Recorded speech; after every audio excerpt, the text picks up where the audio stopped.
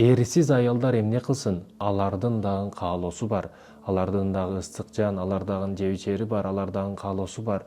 Аларга жакшылык иретинде, сооп иретинде жакындык кылып турсаң, кошулуп турсаң, бунун эмнеси жаман? Ери жок болсо деген түшүнүктөгү эркектер дагы жок эмес экен. Кудай сактасын, астагфирулла. Бул жесир калуу, күйөөсүз калып кеткен аялдарды өздөрүнөн башка эч ким жакшы түшүнбөйт. Качан башка келмейинче эч ким түшүнбөйт. Ооба, бул эркектердин балким диний илимден түшүнүгү тайкы болушу мүмкүн. Балким бизден дагы көбүрөөк алым болуп кетиши мүмкүн эртең, илим алып, Кудай Таала хидаят берип. Биз жакшы күмөндө боло беребиз. Бирок Аллах Таала акыл берген учурда аны надандык менен башкарба. Акылыңды иштет. Туура жолго багыт ал, арамга эмес. Албетте, аял болуп туруп күйөөсү болобу, болбойбу, ал сооп болбойт, күнөө болот, зына болуп эсептелет. Ушундай зөөкүрлөр, ушундай иттер дагы жок эмес, билип туруп досунун аялыга аракет кылгандар. Россияга кетиши менен дароо жетип баргандар жок эмес. Айылда кимдин күйөөсү Россияга кетиптир деп аңдып жүргөндөр дагы жок эмес. Кайсы келиндин башы бош экен деп. Аллах өзү сактасын. Ошондуктан да жесир калуу, күйөөсүз калуу бул өтө кыйын маселе. Өзгөчө бүгүнкү учурда терүүлүк деп эки жака барабыз, Европага, Түркияга, Америкага, бардык жерге бара турган болдук. Ошол акча үчүн, акча табуу үчүн. Бирок ошол эле учурда каяка барсак аялыбызды алып барышыбыз керек. Бүгүн заман бузулган. Өзүң жакшы болсоң да чөйрөңдөгүлөр келип зыян бере турган заман болуп калды. Ушул учурда, ушул кооптуу учурда дагы аялын каалаган жерге каалагандай таштап кеткендер жок эмес. Россияга чогуу барып, аялын таштап коюп, өзү айылга келип жүргөндөр бар. Эркектердин иштей турган жерге иштетип койгондор дагы жок эмес. Аллах өзү сактасын. Аял кишинин эң чоң жаңылыштык катасы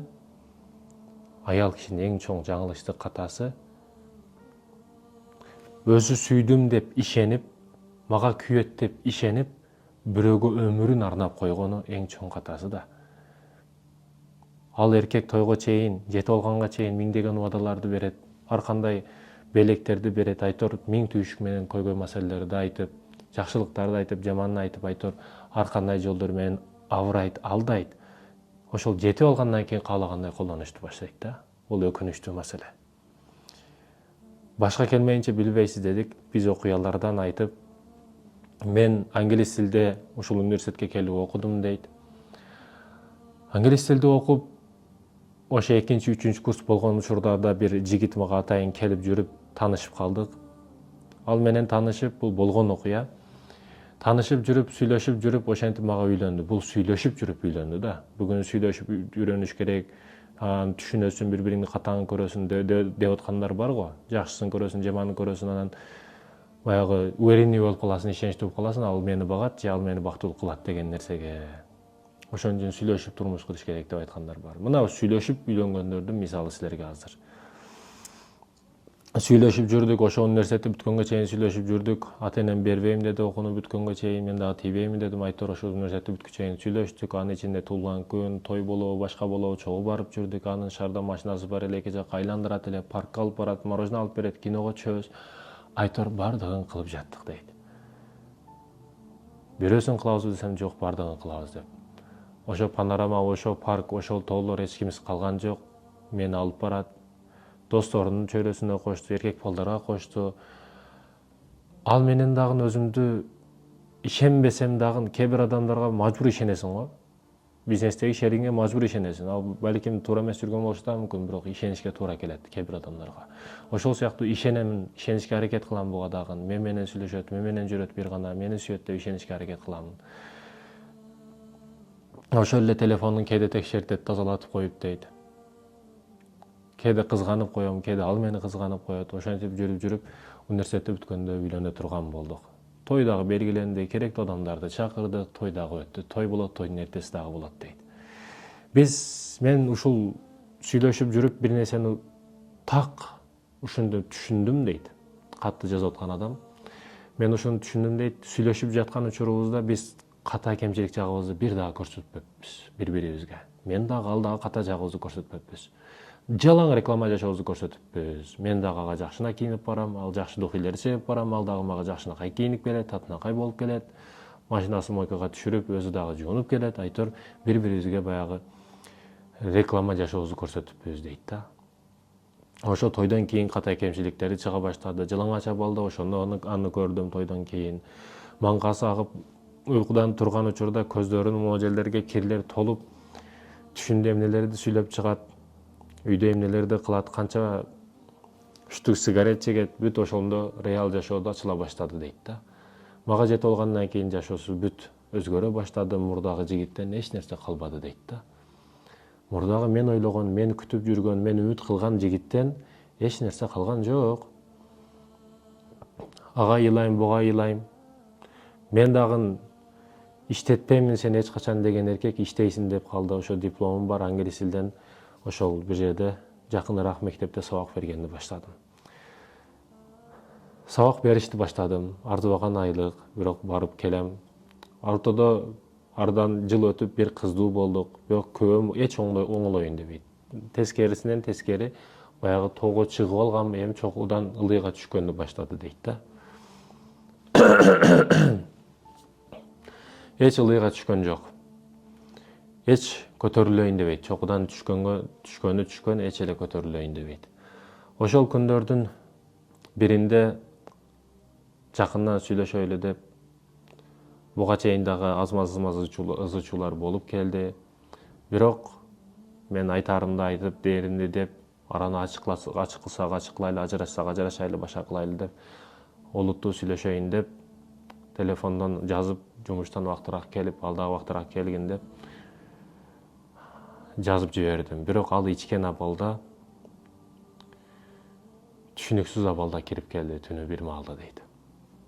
Макул ичкен адамга эч кандай эме жок деп, даба жок деп, жаткызып коеюн деп, жаткызайын десем, мени бут кийимдерин чечип, носкисин чечип, бутун эме кылып, носкисин чечейин деп атсам, бир бутун чечип жаткан учурумда бул курсак жагыма тепти дейт да.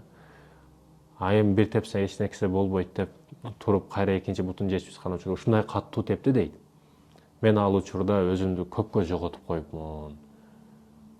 Өзүмө келген учурумда көп нерсени унуткандай да болдум. Көп нерсени эстешти каалабадым дагы дейт да. Көрсө тепкен учурда ошол жердеги бир баягы жылыткыч батареяларга башым тийип, арты менен ошондо өзүмдөн кетип калыптырмын. Баш жагым ошол жака тийген экен. Эртеси күнү таң атты, таң учурда күттүк. Күйөөм сыртка чыгып кеткен экен, кайра келди. Соолук учурда сүйлөшүп алайын деп, мындай жүргөнүңүз болбойт. Кандай кылабыз маселени? Сиз жакшы жашашка аракет кылдыңыз, мен жакшы жашашка аракет кылдым, бирок ортобузда кызыбыз бар, ажырашкан туура эмес, башка айтор. Миң ызы-чуу менен бул жашоосун токтоткон жок. Күндө сүйлөшүүлөрдү кылабыз, макул деп кетет, бирок кайра эле ичип кете турган болуп, ушул ичиш адатын чыгарып алды. Балким чөйрөсү бузду, балким достору бузду, айтор билбейм. Эркек өзүн кармай албай калды. Телефонуна дагы кыздар ачык эле чала баштады. Качан келесиң деп.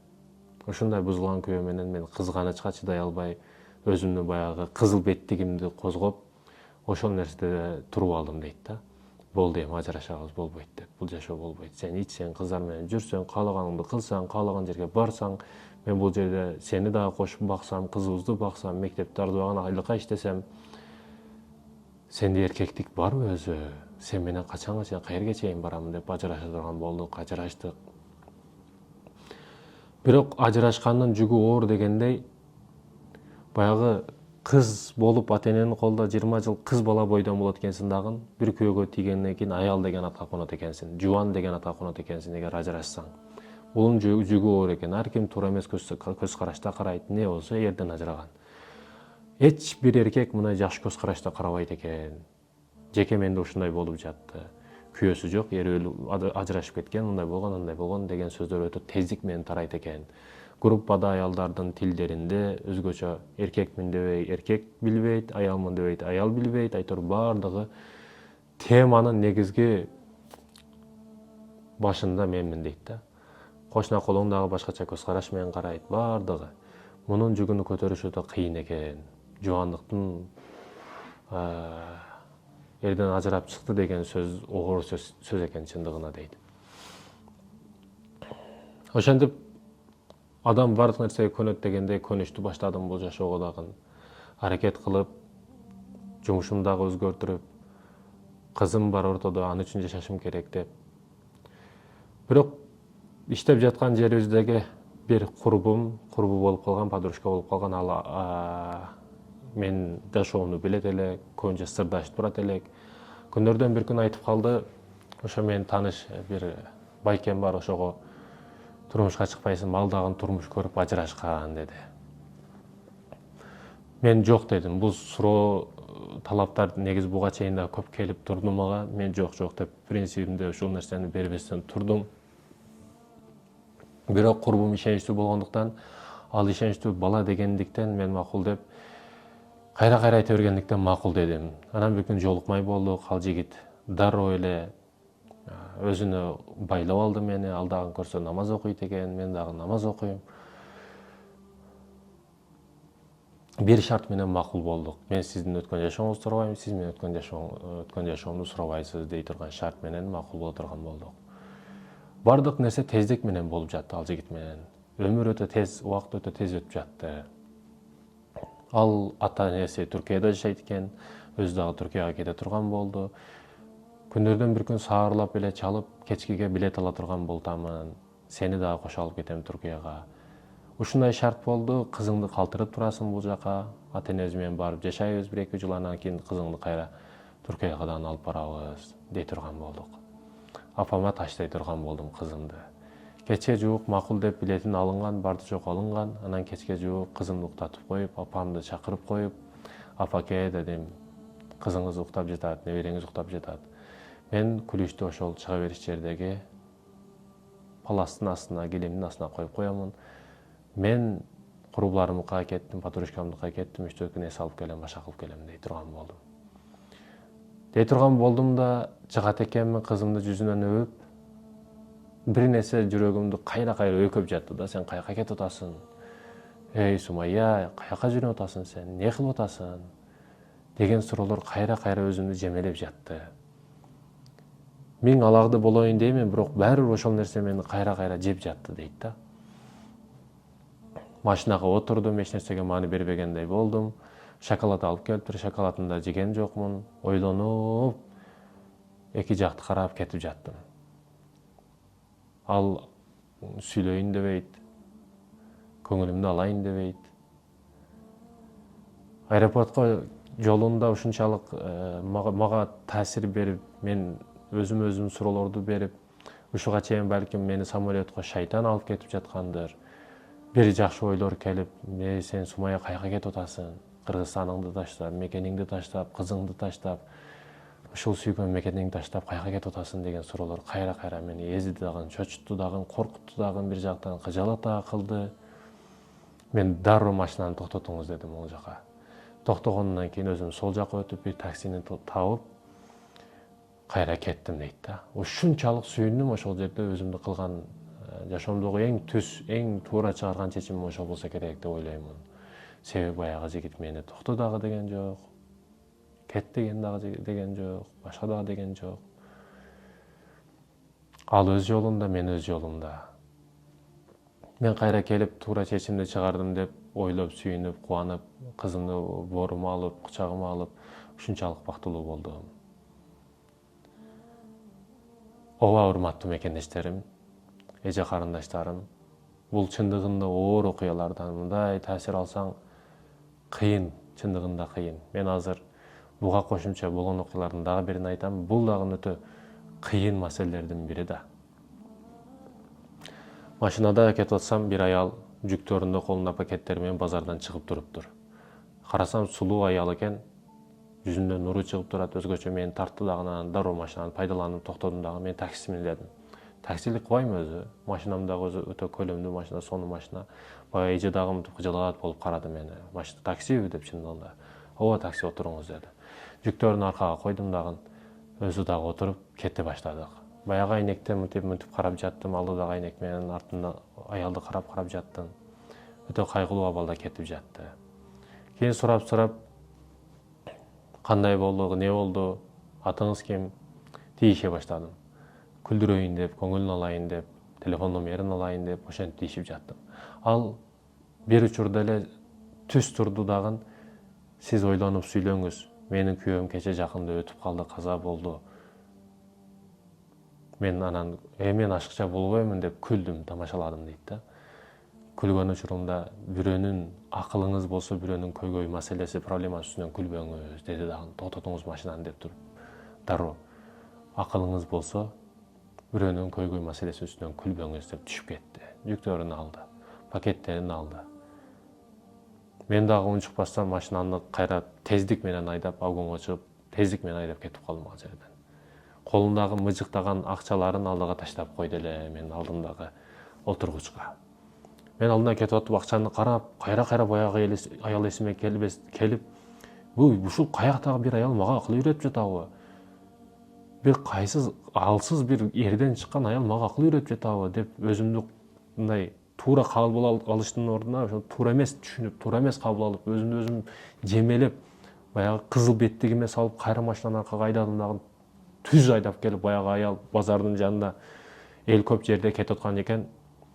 Ошону алдыга машина менен мактанып барып токтоп туруп, каяк деп үнү менен токтоп, баардык элдин көз алдынча баягы акчаларды жүзүнө чачып, сен эрсиз аял, күйөөң кутулуп сенден туура кылыптыр. Сенин мындай кулук мүнөзүң ушундай эмең менен кайка дагы барат элең.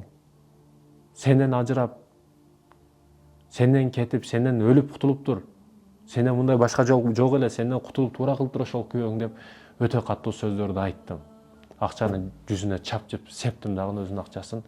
Баягы аял дейт, ошол учурда мен элестетип айта албайм.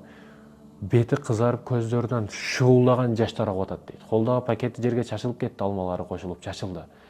Элдер келип, зөкүр, бул аялдыга, карындашыбызга эмне деп атасың деп, бир эркек келип мага бир катуу сөз айткан жок. Тескерисинче аялга баардыгы туура эмес көз карашта карап, баардыгы жаман, ушундай аял го бул деп, баягы аял го, баягынын келини го бул деп, ошол жерде тааныгандары дагы сүйлөштү баштады. Ушундай экен да, булар ким менен жүрөт экен, могу машинасын кара деп баардыгы мени мактап, аны күнөөлөп жатты дейт да. Баягы аялдын көздөрүнөн мөлтүрөгөн жаш агып, ушундай катуу туруп калдым. Мен ал учурду жеткире албаймын сөз менен деп айтат бул жигит. Көздөрдө мөлтүрөгөн жаш менен пакеттери чачылган абалда, акчалары жерде чачылган абалда ошол жерде калдым. Мен куддум согушта бирөөнү жеңип койгондой, 45-жылы Сталин Гитлерди жеңгендей куддум ошондой сүйүнүп, кайра машинанын аркага айдап, мынтип башымды көтөрүп кетип калдым аялдын алдынан дейт да. Сен делерге ушундай кылыш керек деп. Куддум бир согушта жеңгендей, Конорду Хабиб жеңгендей ошондой сүйүнүп кеттим дейт. Ошентип кайра кеттим аркага. Арадан күндөр өттү. Бардык нерсени кылышыбыз мүмкүн экен. Мыйзам тарабынан, мыйзамды дагы адам ойлоп тапканына байланыштуу, мыйзамды чечүүчүлөр адам болгонуна байланыштуу көп нерсени кылып жашырып койсоң болот экен. Бирок бардык нерсени мыйзамын түзүп, сени дагы мени дагы жаратып койгон Аллах Тааланын мыйзамы өтө катуу экен. Ал чечимди, мына жердеги соттор эмес, Аллах Таала өзү чечим чыгарганда өтө катуу чыгарып коет экен. Мени кылган ишимди бардыгы мактады, бирок Аллах акыйкат каякта экендигин көрүп турат, билип турат. Балким баягы аял мени туура эмес көз карашта карап койду. Арадан күндөр өттү, убакыт өттү. Өзүмдүн бир тууган карындашым эри менен ажырашты. Жашай алган жок. Күн берген жок, түн берген жок. Ичип келет, карындашымды урат, сабайт. Ошентип ажыратып ала турган болдук. Эми ажырашкандан кийин эки жээним бар, бир кыз, бир уул. Баягы бирге чыга элек уулун караганын, жээнимди караганымда көздөрүмө мөлтүрөгөн жаштар келет дейт да. Кеңештик, бир туугандар кеңешип, атабыз менен кеңешип, баша кылып, карындашыбызга бир үй квартира алып бердик. Үйдө маселе жок, квартира алып бердик. Өзүн жашата турган кылдык. Ар жерден журчулар келишти баштады. Мунуга тий, ага тий дегендер болду, бирок карындашыбыз эч кимге унабай койду, көнгөн жок. Себеби балдарын башкага ишенген жок. Ар кимден журчулар келип жатты, бирок көнгөн жок. Балдарымды өгөй атага ишене албаймын деди. Балдарын жандан жакшы көрөт. Мен дагы жээндериме келем, сюрприз, подарка бирдекелер көтөрүп алып келгенимде билесиздер, менден эч нерсени сурабайт, подарка дагы сурабайт, маани бербейт. Келип эле бутума келип кучактап, атабыз качан келет, атам каякта дейт балдары, жээндерим. Мен ошол учурда так жетишти баштады. Карындашым банкта иштейт. Банкта иштеп жүрүп, эч үйдө иш кылбайт эле, себеби үйдөгү убактымды бардыгын балдарга беремин деп, ар дайым үйдө иш кылбасам ошо банктагы ишин банкта бүтүрүп келет эле. Күнөрдөн бир күн үйгө келсем, саат 5-6 чамалап, үйдө ар кандай банкка тиешелүү документтер чачылып жатат. Карындашымдан: бул не документтер? Сен үйүңдө эч мындай иш кылбайт элең го десем, эми кошумча баягы частный фирмалардан башкалардан документ алып иштеп атамын, ушундай иштешке мажбур болуп атамын. Неге? Банктагы ишиң эмне болду? Банктагы иштен кеттим, өзүм арызымды жазып. Неге, тынчтыкпы? Неге тынчтыкпы деп кайра сурап туруп алдым. Айткан жок, айткысы келген жок. Себебин айткысы келген жок. Себебин сурабаңыз десе дагы кайра сурап туруп алдым. Ошол учурда карындашым ичидеги сөзүн айтты. Чындыгында кыйын экен. Мага бирөө жакшы көз карашта караган жок, жаман көз карашта карайт, жаман ойдо карайт. Бүгүн дагы банктын иш башкаруучусу мени чакырып, өзгөчө кыдыңдаган сөздөрүн айтып, үйүнө чакырды, үйдө жалгыз жашайм, мындай деген сөздөрүн айтты. Мен ошондуктан өзүм деле арызымды, абийирим бар да арызымды жазып, ошол жумуштан кетип калдым дейт. Анан мен: иш башкаруучусумун сен деп дагы кыпкызыл болуп, көздөрүм кызарып, ачуу үстүндө кулагымдан, мурдумдан түтүн чыгып, кайра машинага келип отурдум. Отуруп, баягы жердеги айнектен өзүмдү карап, баягы аял эсиме түштү. Бирөөнүн проблемасына күлбөңүз, эгер акылыңыз болсо деген сөз эсиме түштү. Ошол учурда жесир калган аялдардын акыбалын чындыгында түшүндүм. Биринчиден, эч ким жакшы көз карашта карабайт. Экинчиден, ар дайым ар бир жерде ашыкча. Үчүнчүдөн, каяка барат? Кимге айтат дардын? Алалсыз аял болсо ага ким ишенет? Бардыгы бузук ойдо болбосо, күйөөсүнөн ажырашкан деп, ага ким ишенет? Мен өкүнөмүн дейт. Ошол кылган аялга кылгандарымдын бардыгына тобо кылдым, Кудайдан кечирим сурадым. Банкка барып ызы-чуу кылганымдан пайда жок эле. Себеби кайтар дүйнө кайтты. Жизнь бумеранг дейт го. Кайтар дүйнө. Жашоонун айлампасы келип кайра өзүндү уруп койду. Кудай Таала чечимди, эң туура чечимди Аллах Таала өзү чыгарат экен жашоодо. Бирөөнүн үстүнөн күлбөгөн, сенин үстүңдө дагы күлүшөт дейт го. Ошол эң туура сөз экен. Ошондуктан да урматтуу эркектер, эр азамат жигиттер, арабтар Сауд Арабиядан келип бизге мечит, мектеп, садиктерди салып, больницаларды салып берип атат. Жакшылык, сооп үмүт кылып. Буга чексиз сооптарды алышат, Аллах Табарак ва Таала өзү билет. Алыстардан келип бизге жардам берип атат, элестетсеңиз, сооп алайын деп. Мен сизге айтайынбы, эң жакшы сооп не деп? Сиз дагы ушундай чоң акчаларды алып, Сауд Арабияга, Африкага барып мектеп, садик салыңыз дебеймин. Алыстарга барып ушундай чоң больницалар салыңыз дебеймин. 1000 километр, 10.000 километр барып ал жактарга жакшылык кылыңыз дебеймин. 10 сантиметр, 1 сантиметр жаныңызда жаткан аялыңызга жакшы мамиледе болуңуз. Мына эң чоң сооп. Бүгүн койнундагы аялы тозого карап кетип атат, бул өз бейишке карап кетип атат, аны менен иши жок да. Аялы жолуксуз, өзү сакал, өзү сүннөт кийип алган. Ойлонушубуз керек, урматтуу мекендештерим. Ойлонушубуз керек. Эже карындаштарга туура мамиледе болушубуз керек. Бүгүн чындыгында кыйын, чындыгында ойлоносуң жигит. Мисалы өзбектөр деп, тажиктер деп, башка деп, бул бөлүш максатында эмес, сабак максатында. 2-3 аялга үйлөнсө дагы өзү иштеп, өзү багат да. Россияга аялын иштетип койбойт, баягы өзбек жигит. Тарбияны ошентип берет экен аталары. Эже карындаштарга туура ойдо болойлу, көз карашта болойлу. Бул эң чоң күнөөлөрдүн бири, бул аялга доомат кылуу, ушак кылуу, гыйбат кылуу. Бүгүн аял калып, эркектер көп сүйлөй турган болуп калган. Аллах өзү сактасын. Алтын башыңыз аман болсун. Аллах Табарак ва Таала эл караган жүзүңүздү жер каратпасын. Ассаламу алейкум ва рахматуллах.